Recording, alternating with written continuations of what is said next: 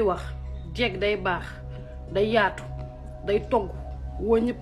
may ñëpp jàmm am ak ñëpp jàmm comme romb nuyu la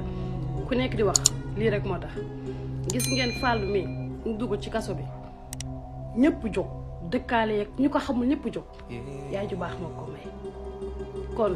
yéen góor ñi aussi ngeen war ci jàngee que ni jabar boo koy takk danga koy xool ndax ay doomu jàmbur lañu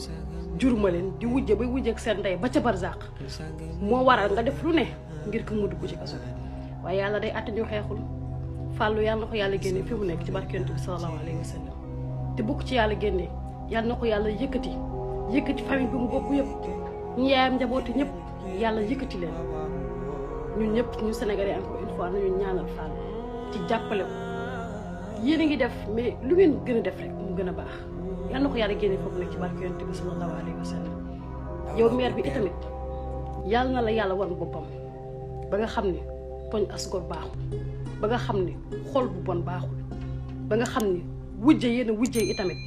jëmul kër asalaamaaleykum. waaw fas gi képp koo xam ne suñu borom subhanahu wa taala toogal na ne yaa ngi Sénégal xam nga lan mooy njariñal fas gi nag li muy saafara mooy awrawu lax awrawu nooy képp koo xam ne boo dee jot rek soxna ngay gaaw a àgg ak lépp luy jafe-jafe néew kàttan boo takkee fas gi tàggoog moom li ko tàmbalee feebar boo xam ne si jumbax la tàmbalee ba si tànk yu metti muy ree muy lépp lu mën doon rek boo takkee fas gi boo tàggoog moom fas gi nag la ma ko yàgg a waxee ñett ñoo xam ne bokkuñu bu ñëwee ne ma sëriñ bi la ñu waxoon ci fas gi gisuñu ko ma bàyyee joxe fas gi te fas gi nekk na loo xam ne lu ñu garanti la képp koo xam ne jëflante nañ incha allah rabbi sa xol dina sedd si néew kàttan jërëjëf